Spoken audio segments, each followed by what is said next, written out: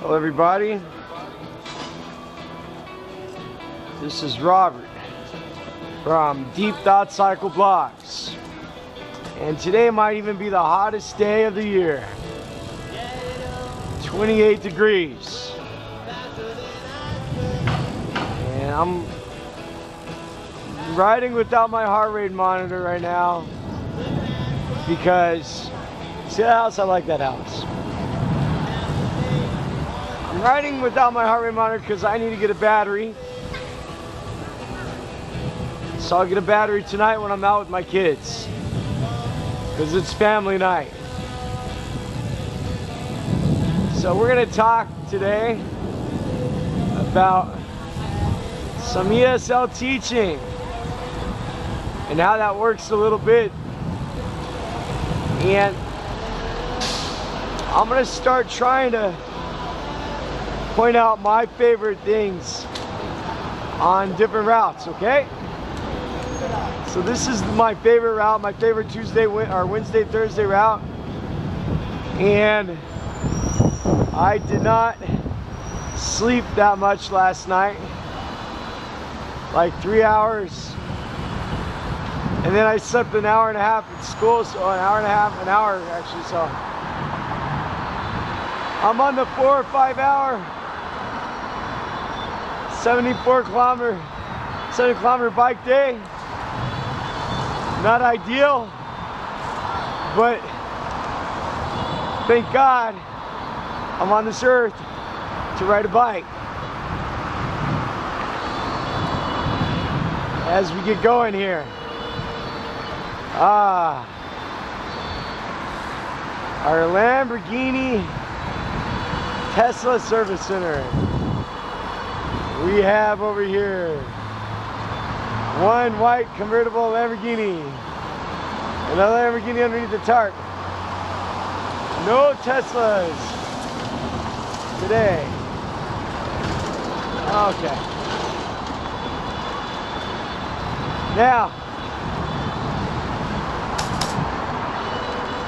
today I'm going to talk to you about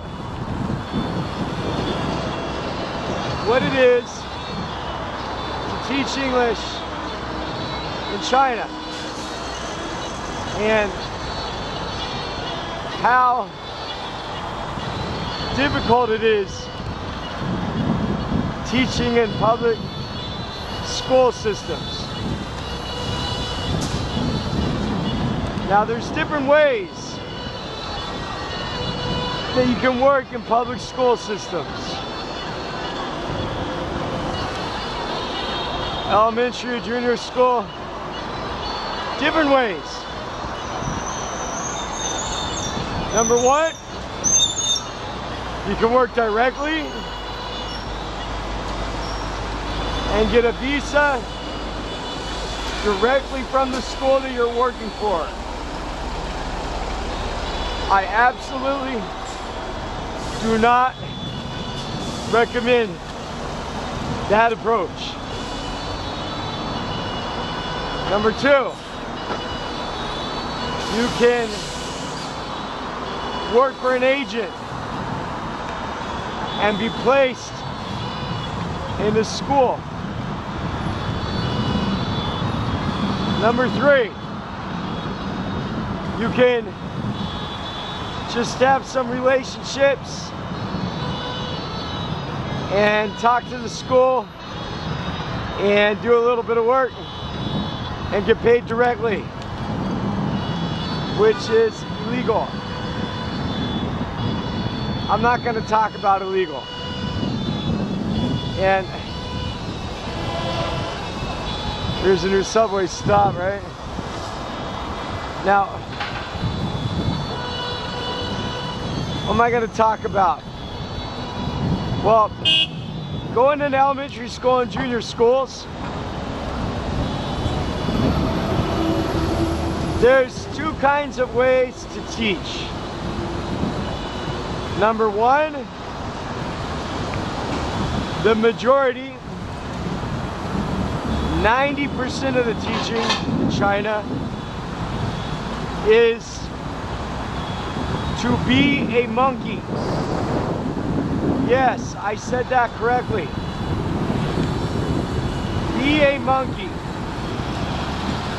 Now, it's not easy to be a monkey. And when I was young, yes, I even had to be a monkey, and I needed special monkey training. That means for many years I had a TA, teacher's assistant, and they would show me all the different games that they knew how to play with flashcards. And then I would learn those games. And then the agents and the training centers will put you in schools too. They have many lists of games. And the school has a contract so they can say to the parents that they have a foreigner's space, just to say they have some foreigners there, so give us money and look at this foreigner's face. Ah, shit, look at this pollution up here. I got a sore throat already, man.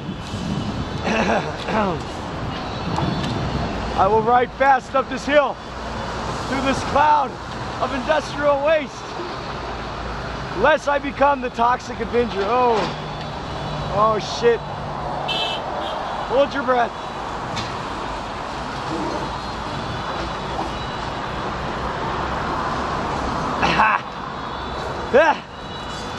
Death by pollution on a commute. So, anyhow, the school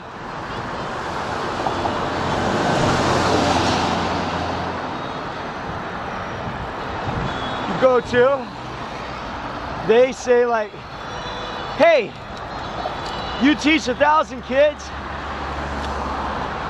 in 1 week,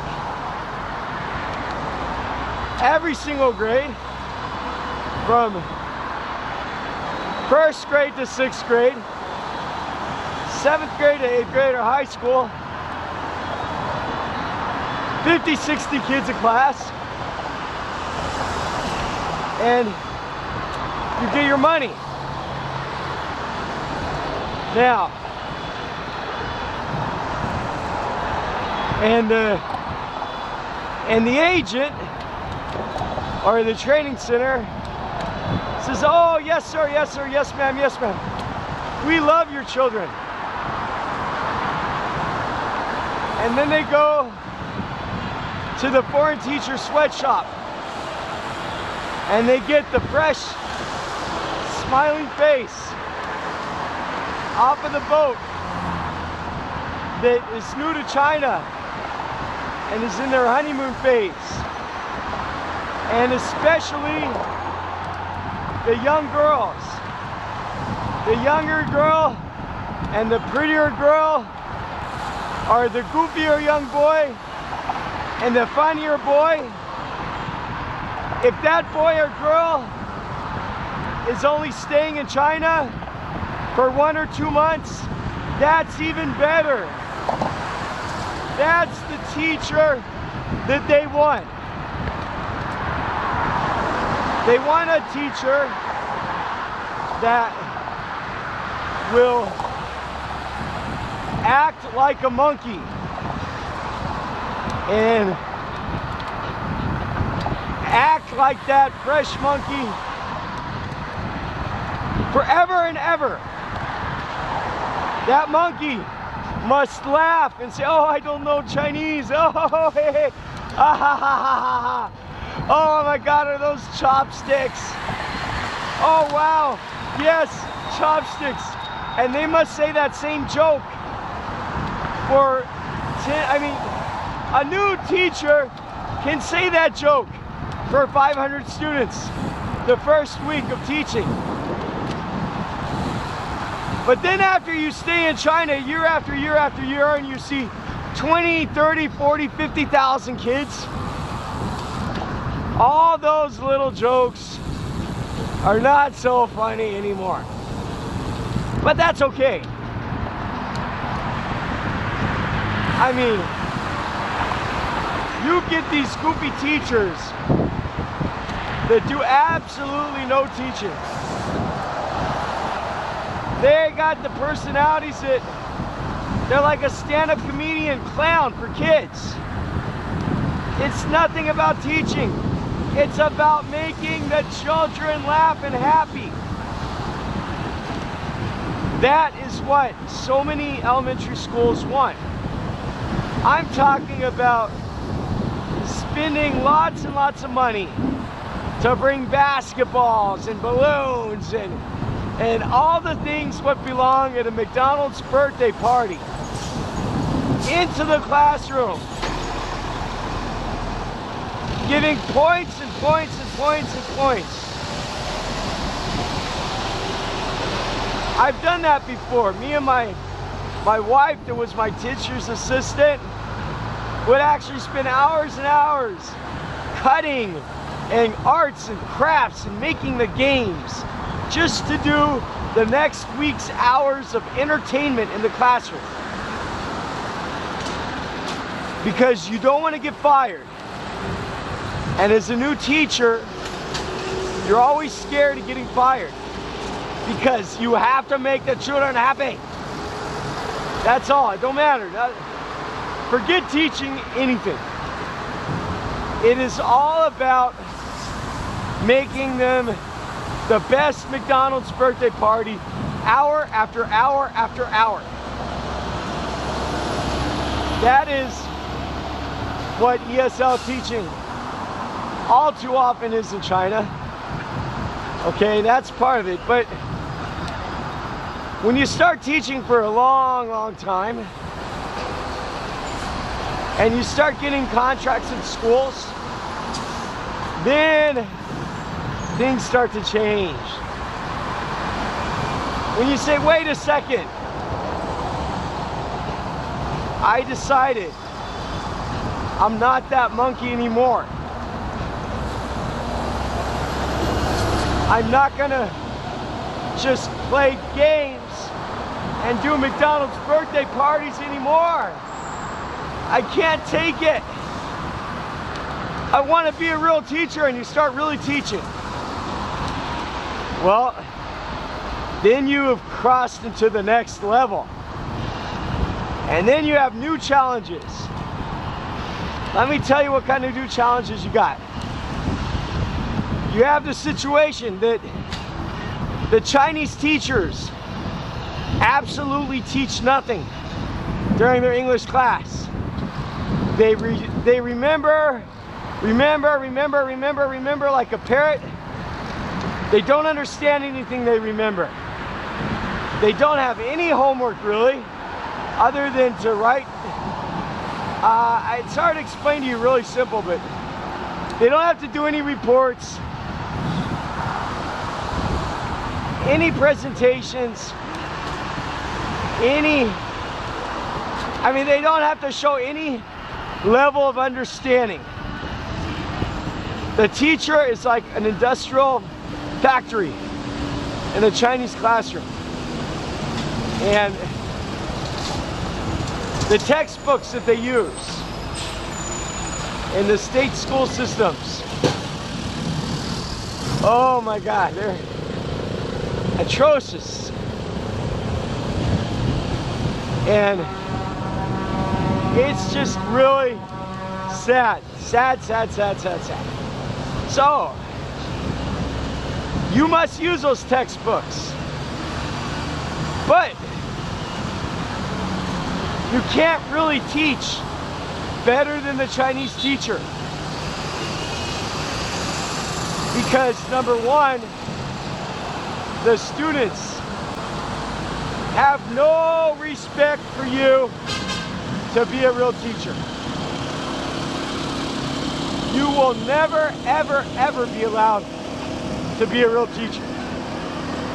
The Chinese teacher is the real teacher. You are the foreigner monkey. Silly monkey. They will never respect you. I mean, you don't give them grades. You don't give them marks or anything.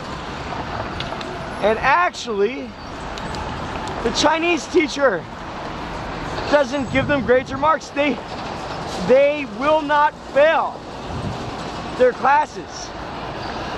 Every teacher will make sure every student passes, and every student will pass or their parents will get angry and they'll get fired. And they won't pass because they're high quality level English. The teachers will lower the standards as much as they can to make every student in that class pass. That's how it works in China. And after every student passes, the teacher would be way too scared to lose their jobs, to make the students do real work. And the teacher doesn't have the teaching education to even have any idea about that work. In fact, most of the times, we're lucky if the Chinese teacher even speaks English. Okay, so when you're put into that position, you realize, well, number one, you don't have the time to teach them. 40 minutes a week is not going to be enough time. Number two, they will not do any homework. Number three, there will be no tests on what you teach. Number four, they will not write any notes. Number five, if you make them do anything that's close to work, a large percent of them will not do it. Number six, if you show any kind of discipline to the students, and I don't mean like beating them or smashing them to the wall, that's what the Chinese teachers do. If you show any discipline to the students will say, "What?"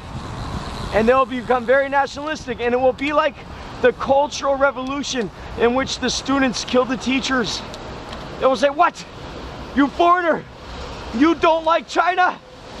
You think Chinese people are stupid?" And they will attack you. And then the Chinese teachers will say to you, "What are you doing, foreigner? Bad monkey! Bad monkey, why aren't you making them happy?" And that's where the fun begins.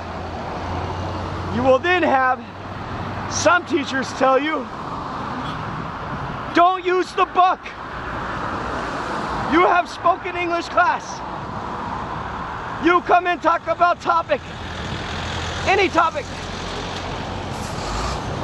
And then you will have other teacher tell you, "What? You must use a book. You cannot just talk about anything you want. You must follow the book."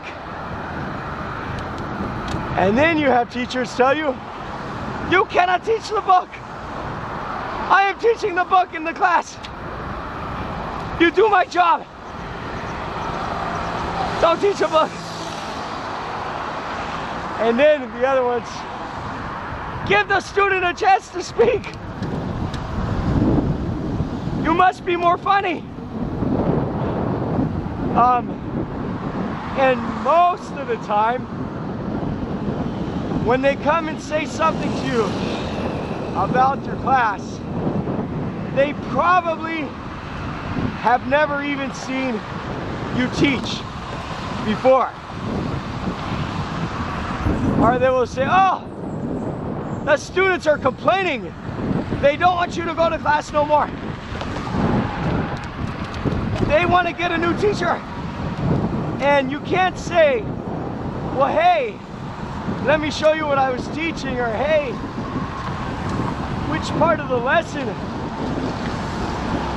was incorrect. You can't say, hey, well, your student, your little king, and your one-child family that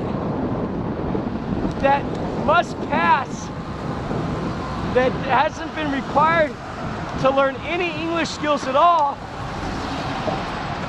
is doing terrible. And let me show you why. Let me show you what I was teaching, what your child had a problem. Oh, no, no, no. No. Bad monkey, stop talking, monkey. So, that is the situation of teaching. And you know what? I have almost never seen, and this is like 99% of the schools, public education, I have never seen a foreign teacher teach at a school, rarely longer than 1 or 2 years.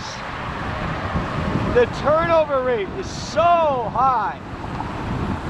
They always want to get that new young girl or young boy off the boat.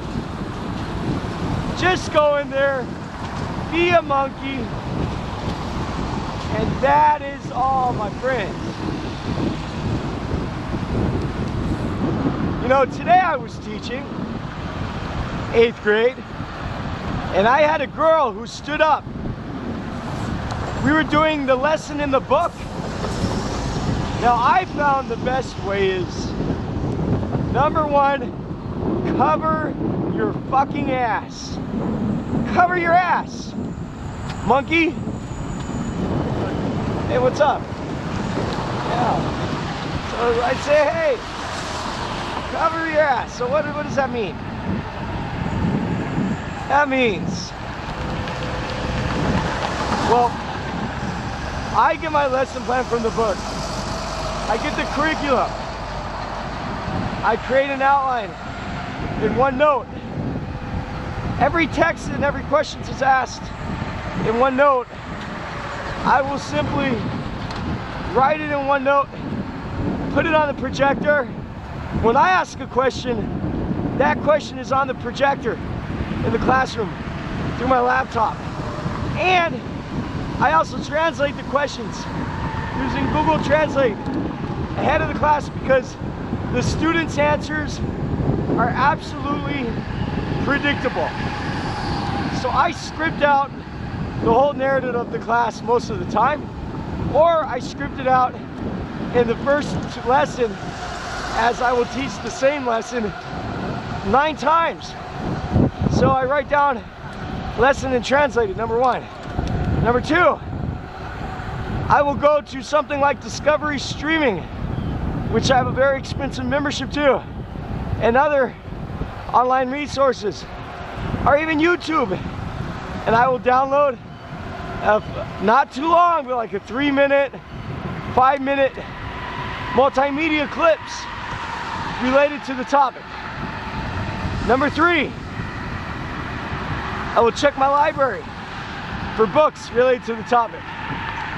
So, when I teach, they cannot say, oh, the student does not understand you, because they will try to say that. You speak too fast. Well, you wrote it on the board in Chinese and English, so you could kill that excuse. They cannot try to get out of it doing their work by trying to cut you down like that. That's defense number one. Number two, you follow the outline in their book, and when you follow that and you have that curriculum, you can say, well, look, we're talking about, you know, adjectives, and here's the adjective Schoolhouse Rock, and here's the adjective section in the book. There you go. And then you get an activity with that, 5-minute, and to switch up. Every Every 5 minutes, every 3 minutes, switch strategies. That way they cannot attack you for a singular strategy. And then they say, and then make sure you do the book. Absolutely, you say, well, hey, I'm doing what you got here. Make all the students stand up and say, what do you want to do, man? They don't know question in the book. We're doing the book. Teach the vocabulary. Like today, read a passage. We read a passage out of the book, and I took the vocabulary words out of the passage. I translated them. I asked them about it. I had them get their notebooks out. I actually make them write down vocabulary in their classroom. Now that is dangerous. To make Chinese students write in the classroom in 7th or 8th grade, you will get fired for that, monkey. So you better make sure you got all of your defenses up. That means the vocabularies from the book and English and Chinese definitions ready on your computer. That way that nobody can say they don't understand you. Okay? And go through these different strategies. Rotate them. Every day, grab a teacher, say, hey, come watch my class. That way you're in control. They'll be scared to go in your class because you will be teaching so goddamn good, monkey. And you need to have your defensives up, because don't you know monkeys shouldn't be teaching? They should be monkeying around. Well, today I had this student stand up and said, you know, the same student that's talking to boys and she's being a naughty girl, a lot, pain in the ass. And some other boys are too. I say, what's up? Sit down, Einstein. Awesome, you're so smart. No, I never said that they're stupid. And I don't think my students are stupid. So, but she stands up and she's got a huge attitude. I don't know. Oh, you think all Chinese are stupid? And you could tell she must come from a very racist family that hates foreigners and has no respect for foreigners. And she plays that card very good. She stands up and she says something like, we hate you. We don't like you because you're a foreigner. You hate Chinese people. You think Chinese students are stupid. And all the other students, which is very much like their parents actually, that are led so easily by nationalism and their mainstream media and their culture, they're very quick to jump up and have a revolution in the classroom. When they can't stand up and raise their hand for any other shit, they're psychologically, they will have a revolution the first opportunity they get. So, what I did, I said, what? What did you say to me? And I start speaking Chinese. I'm here for 15 years. And you start yelling, you say, what do you mean? And you have a very good defense. You say, I love my students. I teach my students. Look at my lessons I prepared. Look at your behavior. Look at every day. Did you show your parents your work? And you actually bring up all your defenses very, very carefully. Because this student is going to go to the Chinese teacher's office.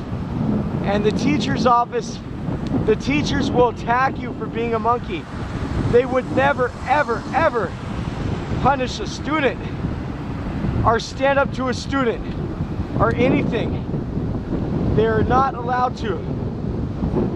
So today I had that happen. And I actually stood up to a student and her racist remarks. And I basically told her, look, because I'm white, she'll be saying this to me.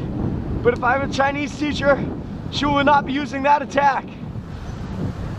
And which is true. I mean, when a foreigner comes in, they'll try to eat. Who gives a fuck? It's a foreign teacher, not the Chinese teacher. And that is a very hard situation, my friends. And I will warn you right now, no matter how right and how truthful and how your defenses are and what a good teacher you are, you can get fired. And even I can get fired for having a student say that I think Chinese students are stupid. Ironically, you can lose your job for that. And all the other students will be united against you because the Chinese teachers will not have your back. They will attack you and set you up to be on fire because it's not their job. And the only thing they want to do is crawl up each and every student's ass to not lose their job. They don't care nothing about education at all. So that's something that you should be prepared about. Isn't that wonderful? So for me, is it like that in university? It can be like that in university. But very rarely in university are you valued for your teaching. Now, I'd say that idealistic person in China can still be the best that they could be and do it because you want to be a good teacher. Do it because you believe in your job, not just for the money. I've done that. I know I'm teaching well, universities and everything, and the kids. I expect my children in the classroom to perform as my students at home. And I know the difference is what can be expected realistically. And I absolutely am not a racist teacher. I told the student, I know teachers that hate students. I've seen plenty of Chinese teachers physically beat kids in all my years here. And I went and I grabbed the teachers. I said, you know what, hey, why don't you come watch my class? And I blew the teachers away because I taught their lesson way better than they did. And actually, they're scared. They don't want me to teach their lesson. They said, why don't you go find a different book and teach that? I said, because this is a state school, silly. And when you're a really good teacher, you know, all the time for a year and a half, 2 years teaching in that school, that is the first time I ever seen an English teacher. They avoid you, they hide from you, and I mean, nobody, I'm sorry to say it, but so many Chinese teachers don't give a fuck.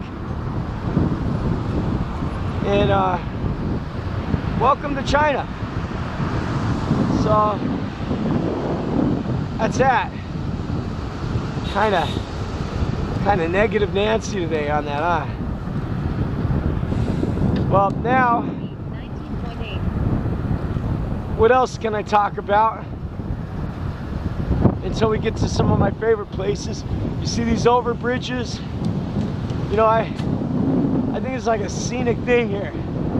These Chinese industrial, you know, over bridges. I kind of in the middle of nowhere. That's nice. Windy today. Not windy, but enough wind resistance just to slow you down a little bit, huh? I like that. It's like riding through thick wind.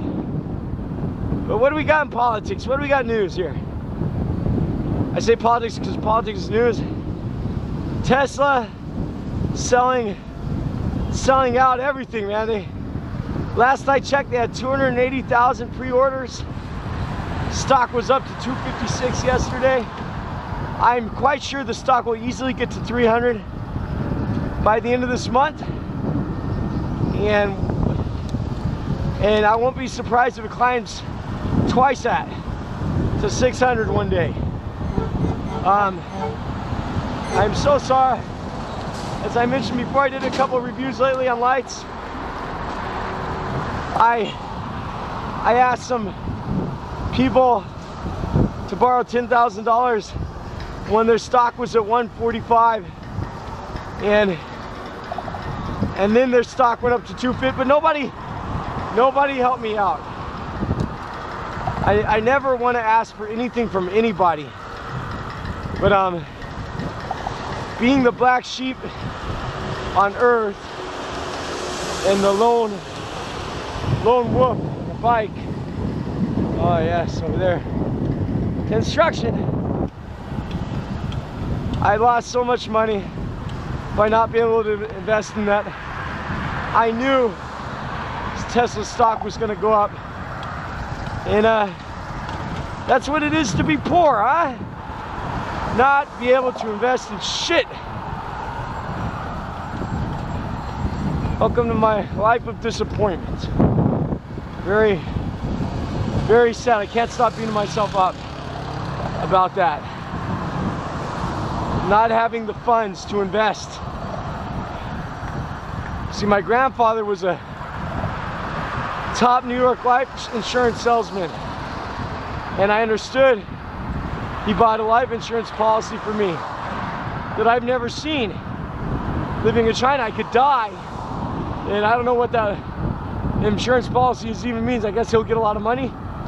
So I don't know. I asked him, I said, look it, I'm not getting a pension. I've got 3 disabled kids. Please, if you could cash that life insurance policy, invest it all into Tesla at 145. If he would have done that, it would have doubled the money and more. Like I wrote a 20-page report to him, giving him statistics and reason why I knew it was gonna go, and it did. The stock did exactly what I said it would do. But everybody didn't listen to me. I mean, my cousins and whatever, they all give money. I'm sitting in an apartment by myself since I'm 14 years old, living alone. After getting kicked out of my house, I asked for one thing. Could help my kids go to college, or I don't know. Fuck! That's how I feel about it. So Tesla's doing quite well. They're gonna make millions and millions of dollars and make the world a better place. I'll try to be healthy and wealthy and wise on my bike here. And you know, their Fremont facility, they said can do 500,000 vehicles. That's exciting demand for electric cars in the world. It seems like they're gonna max it out. I'll be so excited to see the death of the internal combustion engine and the fossil fuel industry. I've had enough of the fossil fuel industry. Fuck the fossil fuel industry. Too much pollution on my earth. Enough is enough. Now, you see all these people running for some kind of political office of power for the 1%. I don't see any of them saying, hey, let's create new laws. I don't see any of them looking at Tesla's success and saying, hey, let's really advance those renewable energy laws, like in Holland, where they say that they're gonna prohibit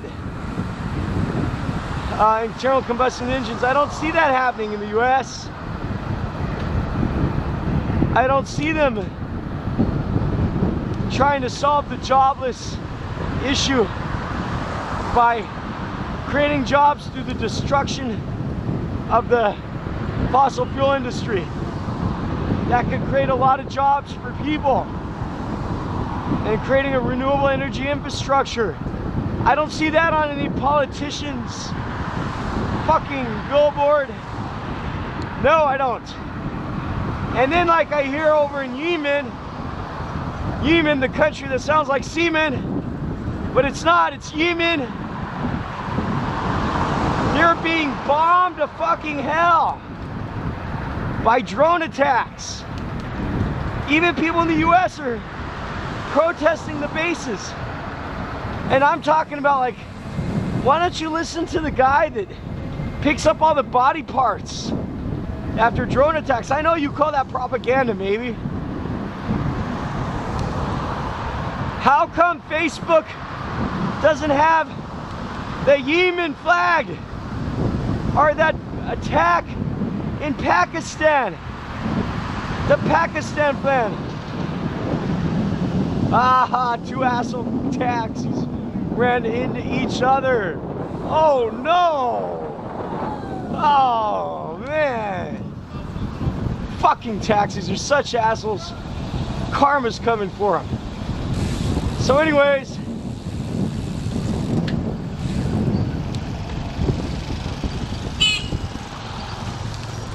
I don't know.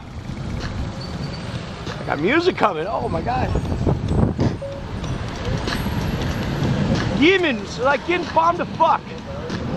America's got a war there. It's a matter of, look at that Mercedes sitting there in the field. Like they deserve that money.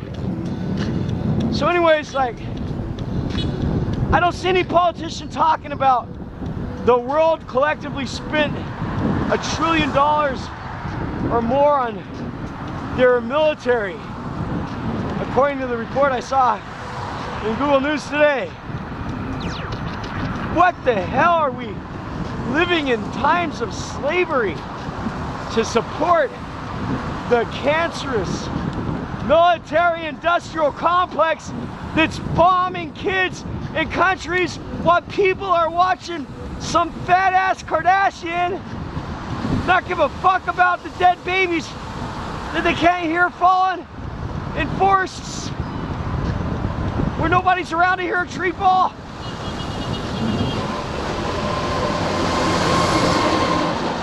I don't see any politician jumping on that. No. It's ridiculous.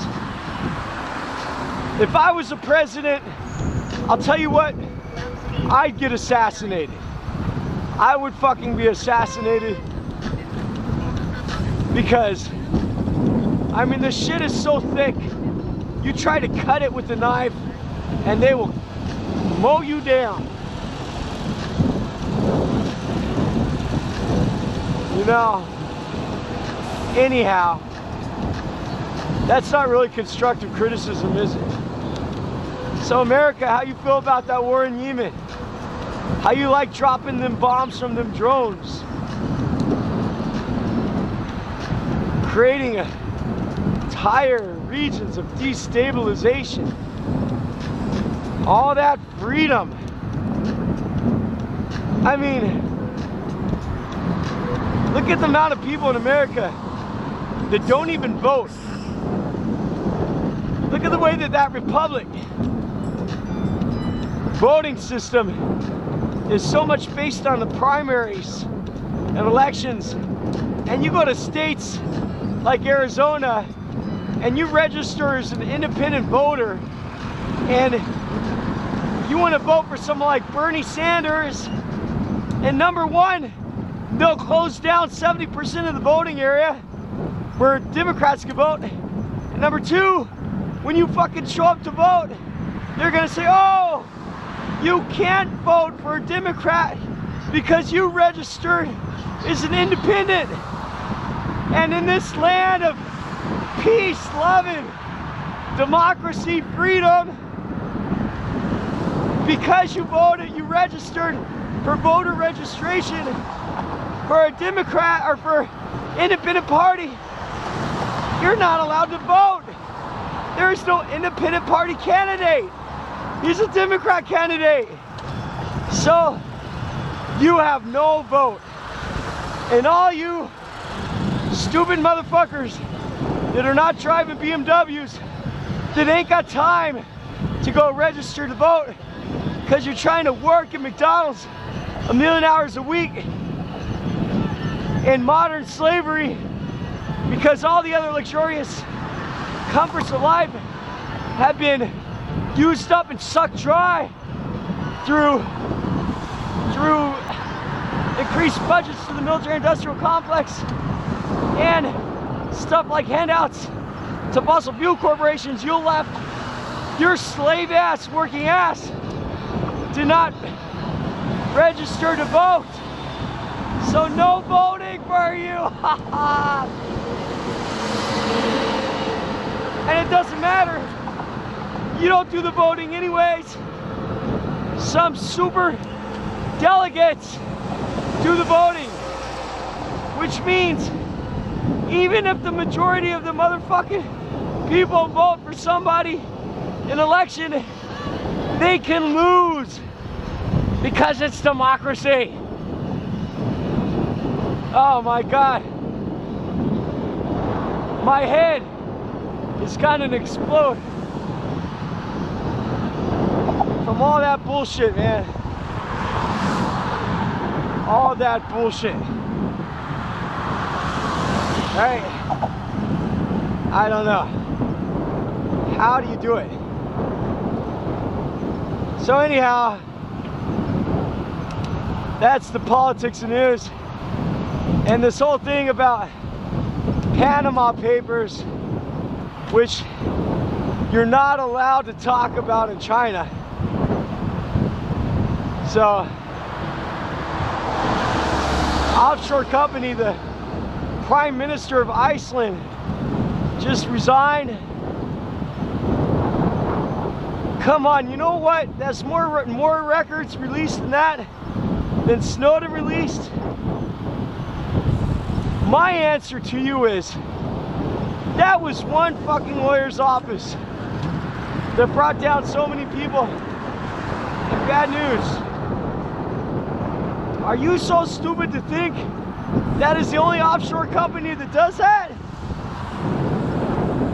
Come on! You know, ESL teachers in China are monkeys and human beings are fucking slaves. That shit's been going on since the beginning of time. Kingdoms, kings, castles. Rich will get rich. The poor will get poor. Poor man never fights the rich man, and the rich man never fights the government. He owns it. So it's just kind of waking up and turning on the weather report, and they don't say, hey, it's a sunny day, hey, it's a cloudy day. They say, hey, look at how fucked up life is today. Did you think it was better? Did you think it was better? No, sir. This is Earth. Indentured. An indentured lifestyle. So, what other kind of news is there? 25.2. I don't know. I don't know what kind of other news there is, really. Politics sucks. Nobody's talking about the immigrants out in La La Land. What's up? The refugees, the people outside of Turkey and Greece don't have to live like a refugee. Yeah, they do. They're all fucking refugees. See Mercedes and Porsches killing the earth, while refugees are left in those oil-producing countries to die. Look over there. Let's look over here on the left here. We got what do we got coming?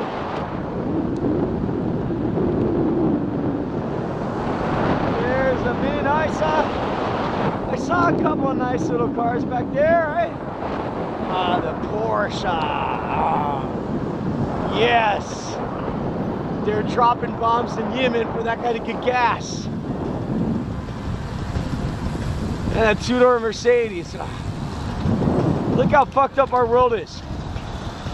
I'm telling you what's happening in Yemen and what is happening with the migrants and the displaced people is all what's called the results of externalized costs. And those externalized costs I present to you are not just externalized costs of production, but externalized costs of never-ending military industrial complex addiction and fossil fuel consumption. It's just all fucked up, and it's creating an unbalanced system everywhere.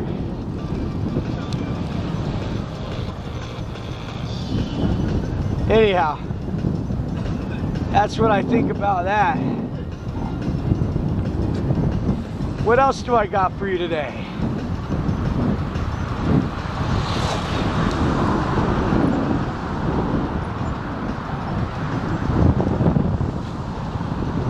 Schwalbe has no tires. You know, I'm trying to get this extra Schwalbe Supreme tire, as CRC only has one in stock, and I realized that there are no tires in stock. I'm starting to realize that Schwalbe seems like a pretty kind of I mean, I always know their tires are good, but their business seems like a really crazy business. It's not like Jones or something when I try to get my Jones bar or Shirley.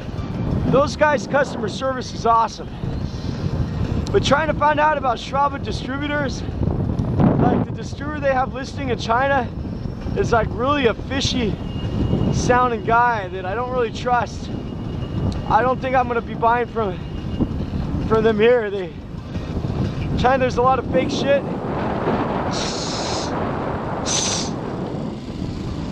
And there's just a lot of people you gotta be careful doing business with. And when I see Schwalbe's representation in China and who they chose, I would expect that from like a fly-by-night company. I was expecting something more from Schwalbe. So I'm trying to find they sent me a number from a Chinese distributor, but I won't even send this guy money online because it's just like some personal email address. So trying to find a European distributor to ship me one goddamn tire. Oh, I know that's terrible. It's not how I like it, to be using all that fuel to get me a product. But it's tough, man. It's a tough. I promise I will try to. That's a huge carbon footprint, I know, to get a tire here. But I'm not using any oil on a daily basis. I try not to. What else do we got? Got a couple light reviews I did the other night. Hope you're enjoying those reviews, trying to stop on location. The hardest part about stopping on location and doing those reviews is you saw me eating some tofu and stuff. After years of being out of the local street food scene, I can tell you each and every night I've gotten diarrhea. I've gotten sick. Yeah. When your body becomes clean and you put in some seriously unchecked food quantities and you pay. Well, I'm gonna try to get some more reviews up. It's hard for me to sit down and have time. Like my kids are waiting right now for me to come home, try to have some time with them. But I'm gonna try to find the time to sit down in the future and do some more reports about the other parts and components on this bike that I haven't done yet.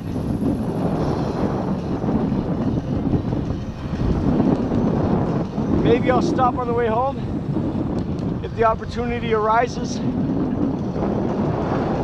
to show you about some pieces of the bike, what I use. in a local environment. And I actually would like to stop on some of my routes and take in the beauty of what I like, that satisfies my therapeutic, quenches my thirst. The strange and the ubiquitous new stuff. I know that's the right word, ubiquitous. That just sounds like a nice word to say. So, you know, I'm so slow already. My average speed used to be 29. I don't know why I'm so slow lately.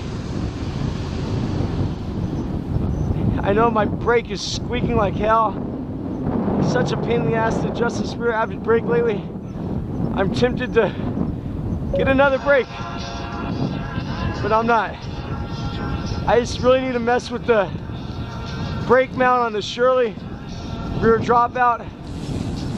I can tell you it's a pain in the ass, my friends, because the Shirley doesn't, it's got a rear horizontal dropout, and you got to dress it straight, and you got to make sure it's damn perfectly straight on the axle, and then you got to adjust the Avid brake, the caliper position, and I'm just having a hard time doing it. It's just squeaking. I don't got to stand. Squeak, squeak, squeak, squeak the fuck. Sorry. All right, so look here, you see this? This is nice. This is nice. I mean, it's nice and empty, but what do we like about this street? I like this street because I'm free to be me. And it's, look at the nice pavement here. Wow, look at the development here. This is definitely not like the countryside that I've been to, and this is not countryside, believe me. It's kind of like a little gym on the way home. Planting trees. Awesome. Plant more trees, please. What else do we got here?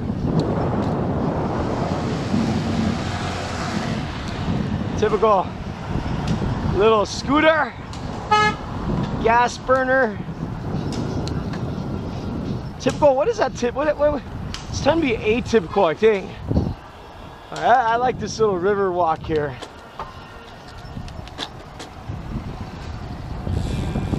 I like this river walk. Let's get some music going here.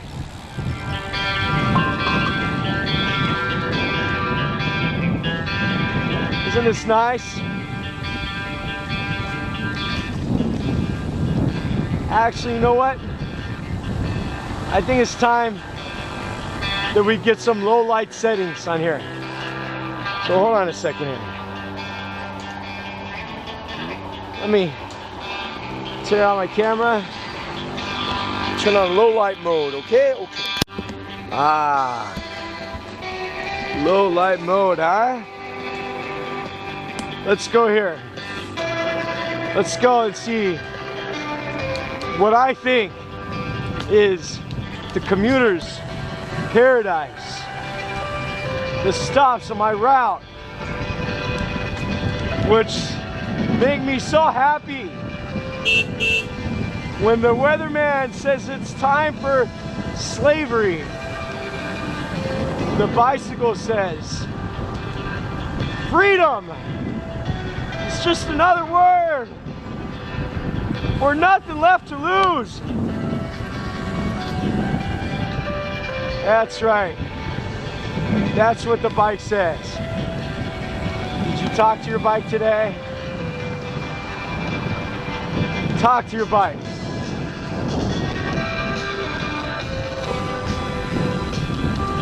Don't forget to turn your trip computer back on after you pause.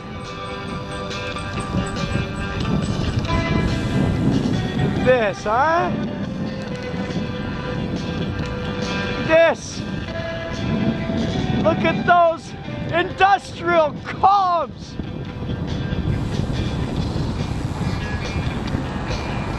Nice. Lines. I like those lines. As a photographer, an old photographer, I love this line. You see that? Beautiful. Beautiful. I love that.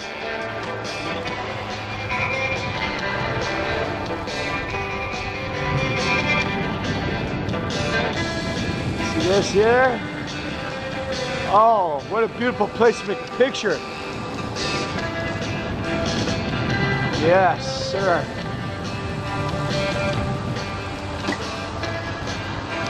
Like an industrial nature commute. I like this, friends. I like that. Am I looking long enough? I like it. I like it, friends. Can we be friends? You're riding with me. You're my friend. I'm the friendly human. George Carlin said, "We are a warlike people. We like war." But I say, not all of us, Georgie. Not all. I got fishing over there. Oh, trash is not good. Look at these trees.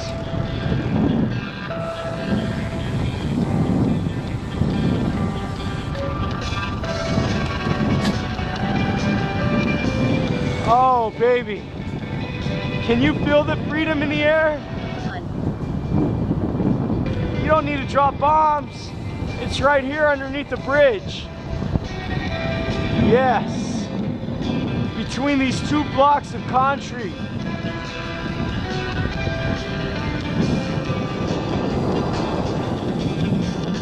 Isn't it nice? Come with me. You know, this is better than AM Talk Radio. Because it's got so much damn commuting freedom. Oh, look at this cat. Careful, kitty. There's a car. And cars kill cats. Bikes don't kill cats. I'll tell you. Cars kill cats. I never hit one animal on my bike. Thousands and thousands of kilometers. How about you? Huh? Why don't they leave that car at home? They don't need to come up behind me and honk. How about the day the cars died? Oh, what a movie that would be. Yes, it's beautiful. See this here? Little area of trash pond. That's the pond of trash. Cortez did not cross those waters. And look at this temple here in the middle of nowhere. To make you feel humane. To calm all of your guilts. To help your subconscious feel comfortable with your current state of slavery.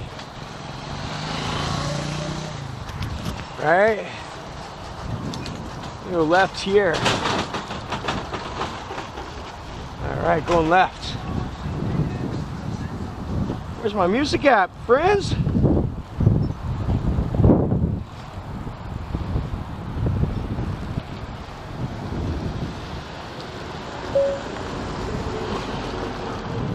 It's coming. See that? See that?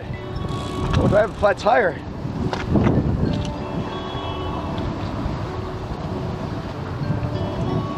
Feels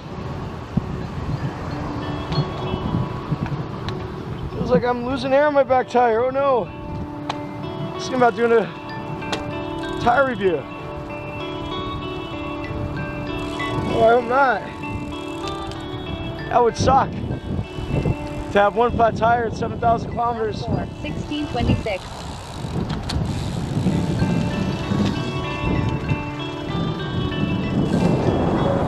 Speed 13.7. I don't know why it does that thing to me.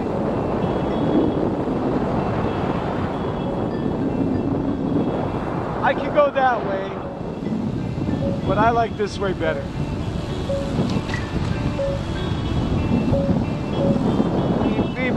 my ass. Stop the beeping! I like this. Can you see this? Is this beautiful? Is this beautiful where you are? Look at this old Chinese temple. See that? Underneath this overpass. Something was once important there. Should we drive by it? Stop and admire the beauty of the commute? That's where they cook. Big walks, parties. Strange. Oh.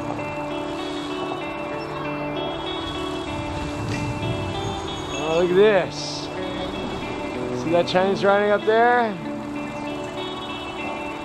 It says something in Chinese. I can't read Chinese. Temple's closed though. If you felt guilty, you could come here and find your solitude to be human. You feel it? Riding here with me, can you feel the chi? I hope your day's okay, everybody.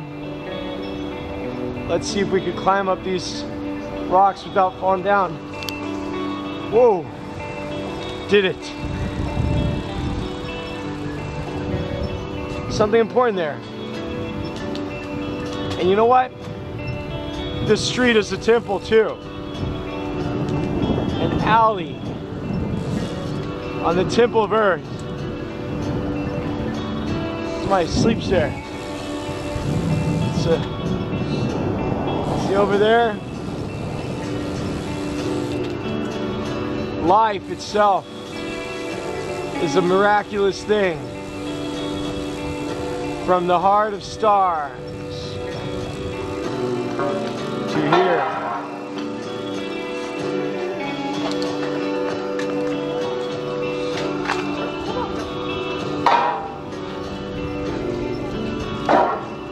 In a dime. This is a way that I like to go. Lap speed 11.1. Noble, peaceful. It makes me forget about being a monkey. Makes me forget about Tesla and lost money. Therapeutic indeed. I can remember now without the GPS. Isn't that nice? I can remember.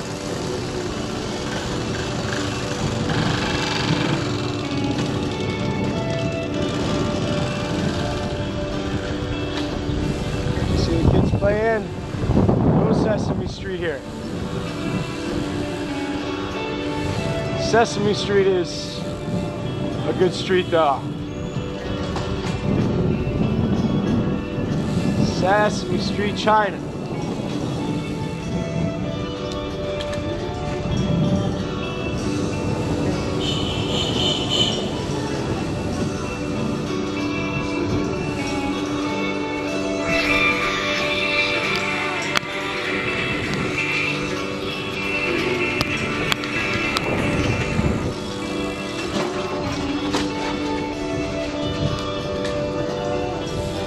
I like this little neighborhood. It's quite relaxing. Like that. Are you feeling good? Out there in YouTube land? As this video comes to you, I'm trapped in time. Going home to see my boys. Ah, another temple, huh? Should we stop and check it out?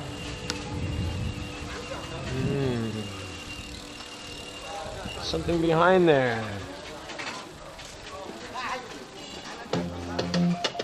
Something's behind there.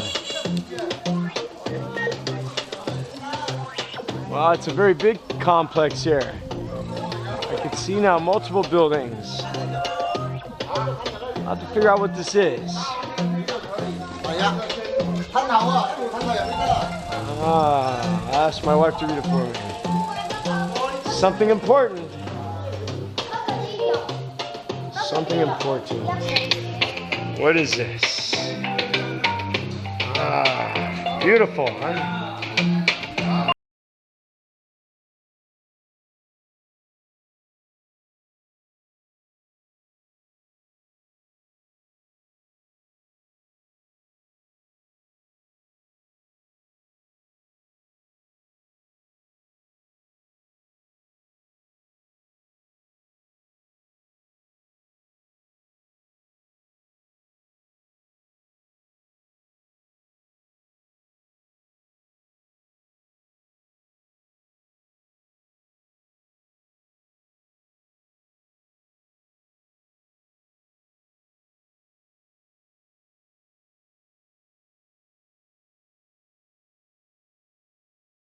I think we're going to stop right here for a second and do a quick review.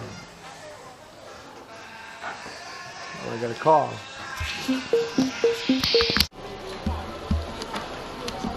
Okay, I just finished my review, which you can check out online. It's up in the review. It'll be up in the reviews link section when I get a chance.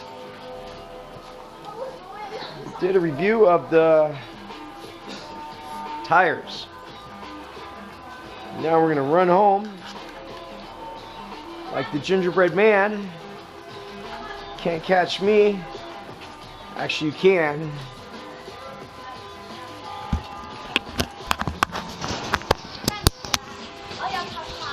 Can't catch me. Make sure I'm straight.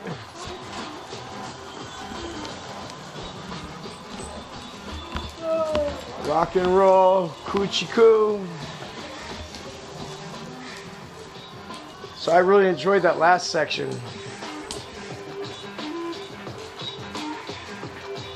That was only 21 kilometers. We have 11 more kilometers to go. I used to be able to do 11 kilometers in 17 minutes, 16 minutes on my bike. Let's turn on our lights here.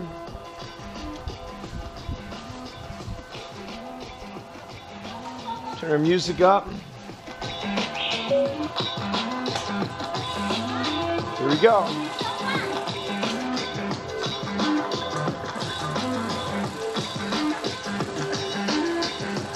Ooh, cooking food.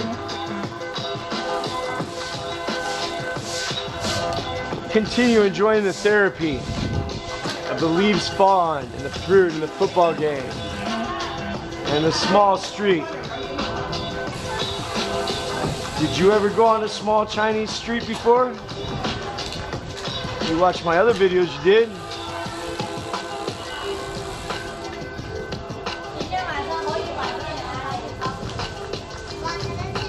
There you go.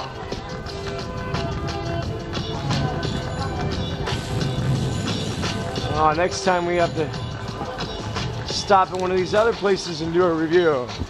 Maybe on that cat with the chair, or the chair with the cat. Oh, one of these, grandma's got a box.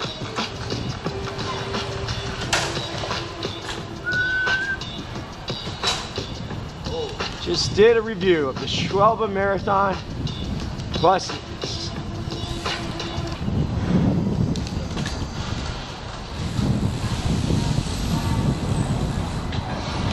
All that beer on those reviews is gonna make me fat, man. Woo! Always gotta wait here.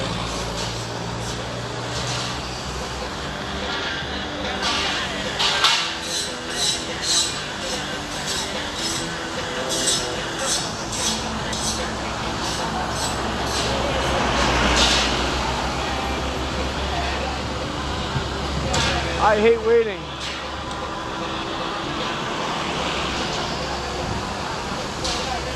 hate waiting.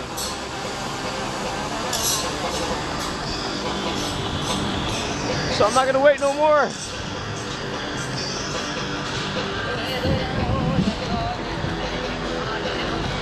I wasn't waiting no more, was I?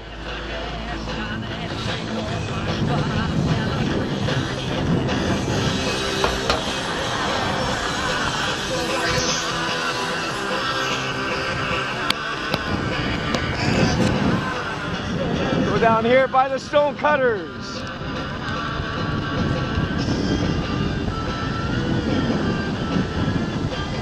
So what do we got here?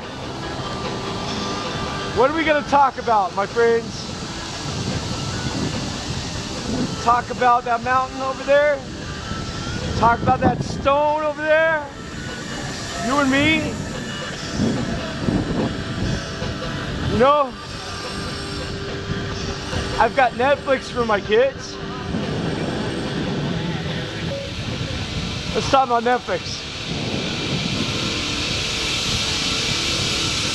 I got Netflix for my kids in China. Actually, I'm a big Pirate Bay fan. I am. And the finest. matey. The Pirate Bay is here to stay, aye. And Netflix can be useful. But I'm sorry. Fuck Netflix and their VPS special. Don't they realize that Netflix is not the absolute way? I love this, look at this. Woo. Netflix is not the only way. There are other ways. Netflix doesn't know that. And so don't become addicted to it. But for my children, and they only learn English from me, my wife, it's a good tool sometimes. But if I'm gonna be honest with you, Netflix doesn't have the selection what our private library has. Our private video library blows away Netflix. But Netflix has some other things like. So anyhow, I don't watch TV and I don't know about mainstream media that much. Sometimes I go on a binge on Netflix, and currently I'm on season 2 of Daredevil. As I watch Daredevil on Netflix, I just, you know, the humanity in me that sees the destruction and the violence and dehumanizing situations. Sure, I mean, I enjoy watching it, but I also watch from like a third person's view, like come on, man, this is like such fairy tale bullshit crack. I try not to be cynical as I watch.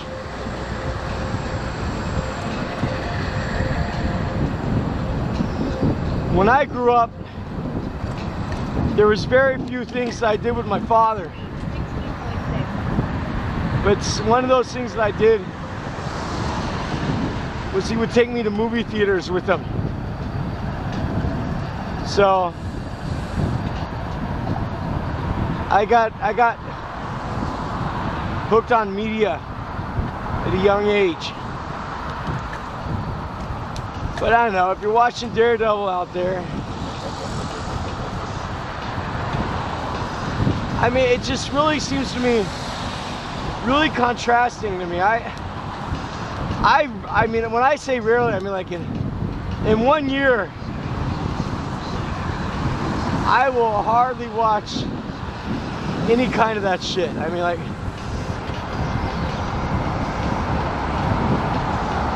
but when I watch it, I'll watch the season, but I will hardly watch TV. So, a nice mountain over there, nice mountain. It would be nice to climb that mountain right now. Just say fuck it. If I didn't have any kids right now, and it was just me, single, I would do something stupid like climb to the top of that goddamn motherfucking mountain there. And I can't do that right now. I gotta go home. Family time with my boys. You feel this? Can you feel this wind? I'm sad that these are my retirement benefits. I'm using my pension right now. When I was young, if you look up earlier, I told you a little bit about my life. But I used to cherish the fact I had so much freedom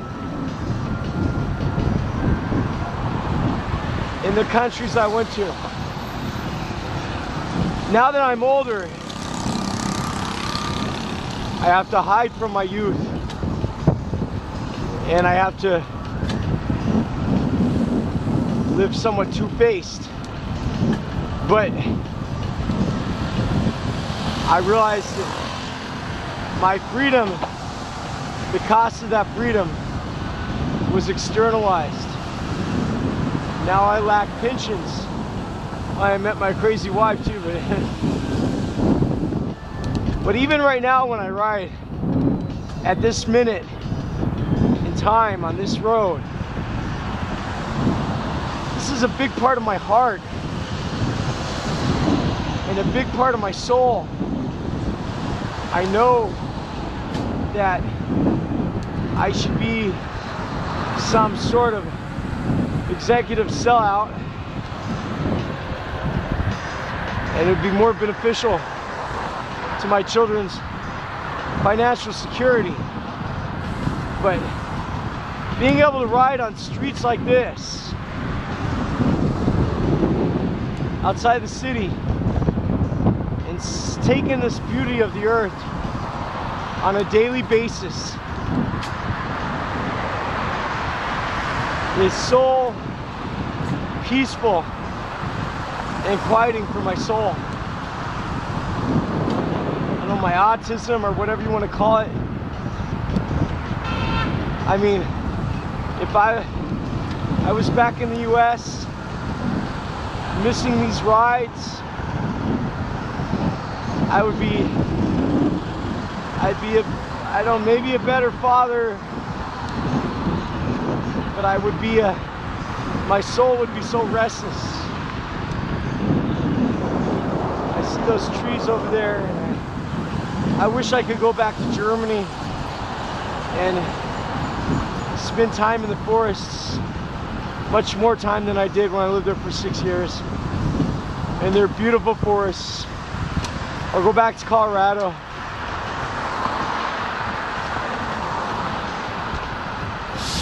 Germany was so beautiful. The Thüringer Wald has so much I did not explore and I took for granted. So this little journey right now, feeling the wind on my legs, these open sandal shoes, feeling the wind on my toes and my feet. I am not part of the group in that Cadillac. I do not want to drive that Audi. I have cleansed my soul of any kind of wish or lust for any of those materials. I'm so far on a different level I feel so satisfied pedaling up this little hill, seeing those red lights, seeing the trees on that hill, feeling this fresh breeze in my face. I am dangerously addicted to this. Well, I got a call from my boys. Hold on, my wife. Hello? Hello? Hello, who's this? I'll be home in about 15 minutes, 10 minutes, okay? I'll be home in about 10 minutes. Bye. So I feel so addicted. And I'm gonna be 41 years old.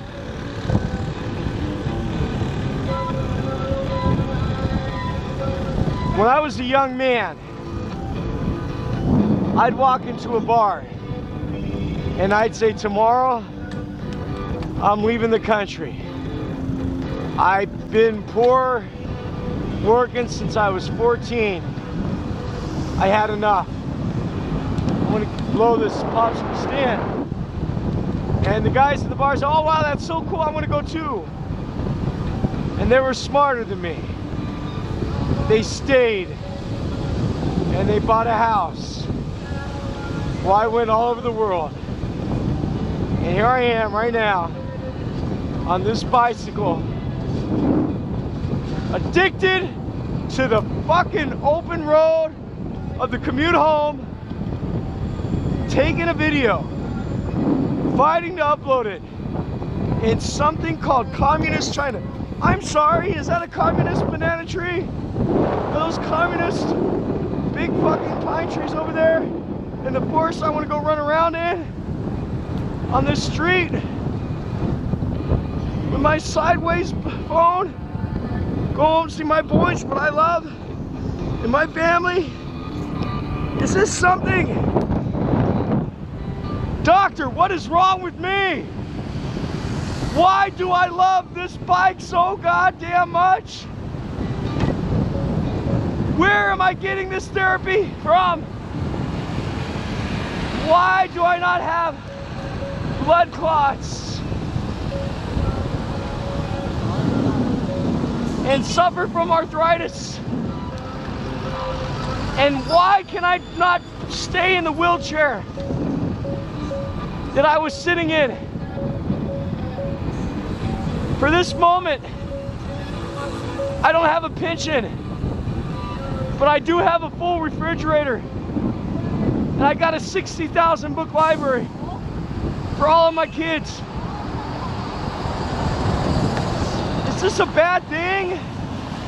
Have I totally lost my connection with reality and what it means? Have I lost the rat race?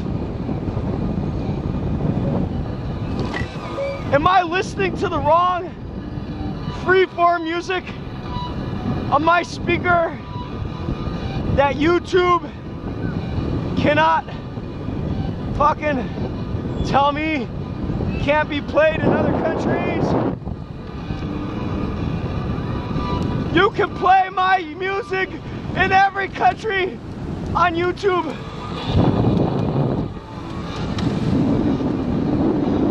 Right?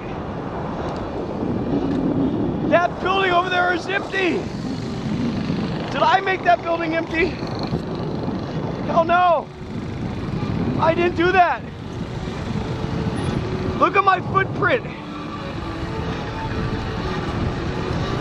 I'm raping the earth of its resources to have a tire sent across the ocean.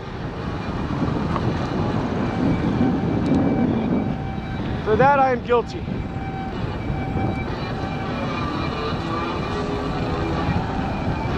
What will I be doing? I am scared to death of the future. And I was scared to death when I had blood clots in my legs, and they told me stop doing exercise. When they told me it's gonna break and go into my heart, I was scared to death.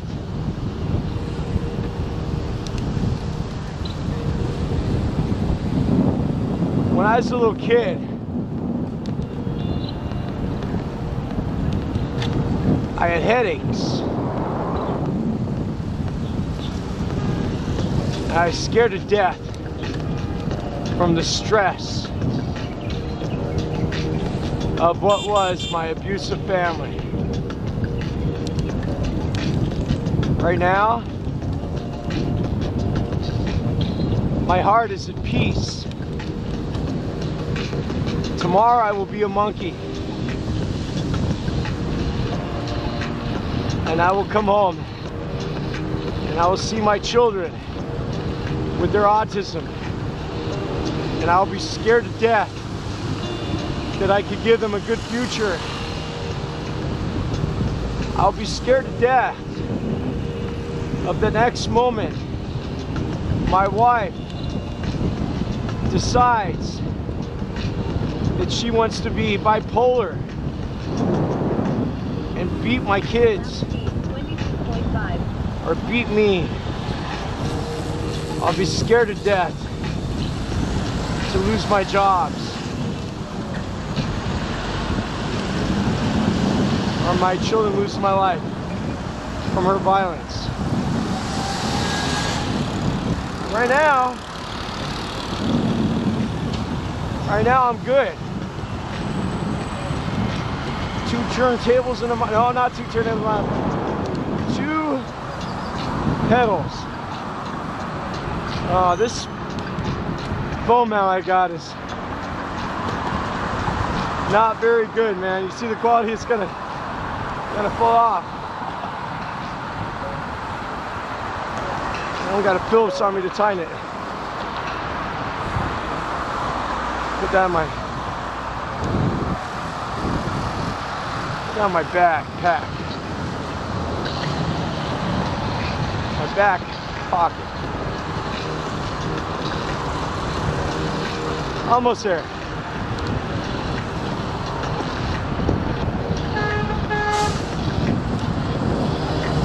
So, today we learned riding a bike is addictively therapeutic.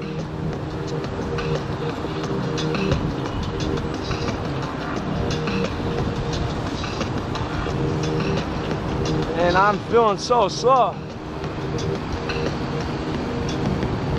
going up this hill. That 4 hours of sleep is playing catch up right now. I can feel it in my bones.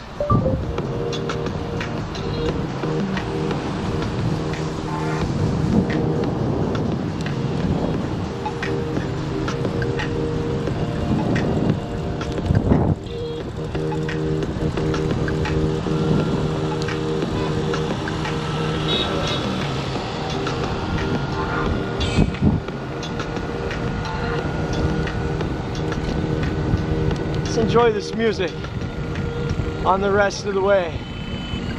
I ain't got nothing left to say.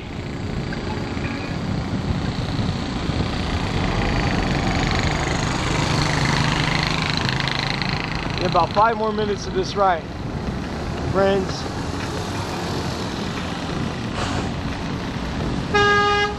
How much is left of your ride?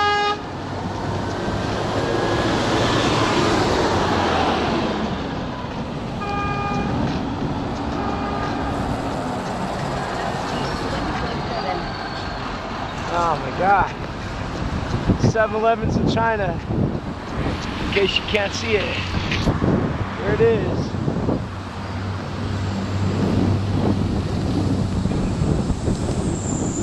There's the lighthouse. The beacon. That I'm almost home. Called the Ginza Hotel. where men are laying with prostitutes, while their families wait at home. And I'm telling you, there's like millions of prostitutes there. Not me, I'm not there though.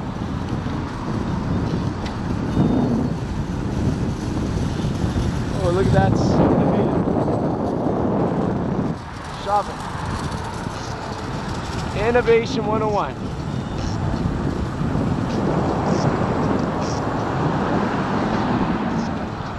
More innovation.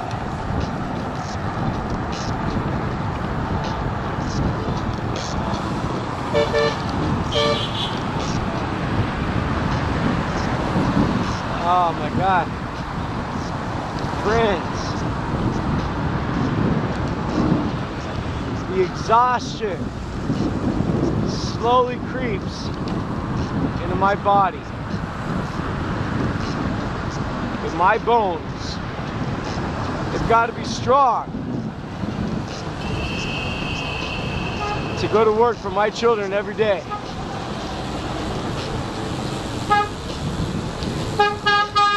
My wife, she sucked the youth out of me, man. I always thought I'd have a houseboat after I get my Kickstarter going and travel around the world with my family on a houseboat. That was my dream. I thought by the time I'm 40, I'll have a houseboat. That has not happened.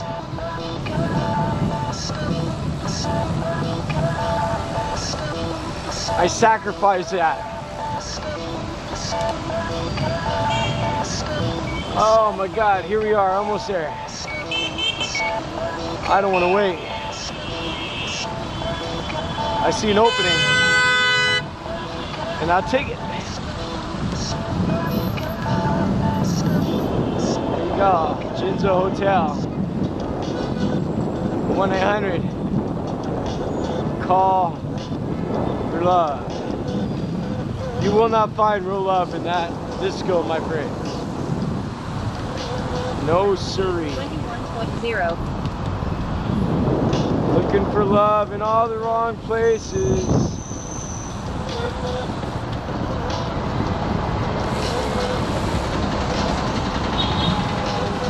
Almost home. Shit. I am beat. What a long day. You see, I stopped taking my thyroid medicine a week and a half ago because the pharmacies ran out and I don't have time to go to the hospital. I can feel the effect in my energy level. That's for sure.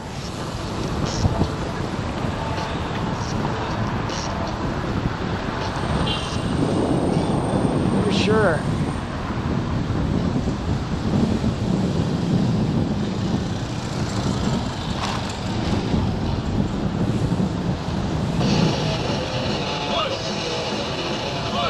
Second week. No thyroid medicine. Third week, I think. I don't know, man.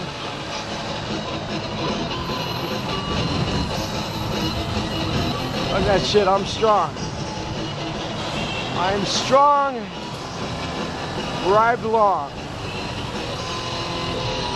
The children are waiting. Almost there. Get home safely is half the challenge, my friends. Make money, get home safe, be scared to death of the future. It's a fallacy.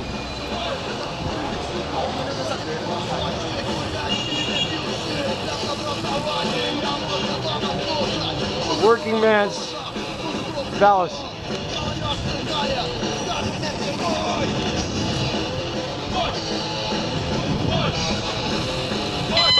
Rat. See the rat? Lots of rats. Not a cat. That was a rat, my friends. I have been bitten by rats here. One night in my house on the first floor, a rat came into my home, bit me on my toe. Can you believe that? And then the next day I went out and I had people build chicken wire around every opening of my house. I decided I will not have rats in my home. It's a challenge in China, man. Never saw rats until I came to China. Oh, I'm so tired. I could hardly pedal home. All my boys waiting for me to have family night. I better get my energy level up. I'm pooped. I'm beat. I'm alive. I can do it.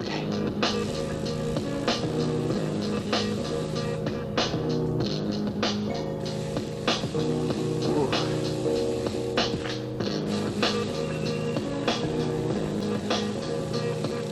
All right, everybody. This is Robert with Deep Thought Cycles. I'm home.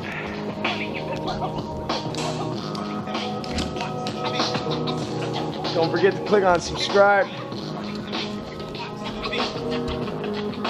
I'm tired, but I'm alive. See you later.